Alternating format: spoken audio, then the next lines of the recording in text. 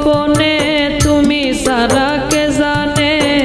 মাফ করিলে তোমার ক্ষতি নাই মাওলা মালিক সাই মাফ করিলে তোমার ক্ষতি নাই আমি পাপ করেছি গোপনে তুমি সারা কে জানে মাফ করিলে তোমার ক্ষতি নাই মাওলা মালিক সাই মাফ করিলে তোমার ক্ষতি নাই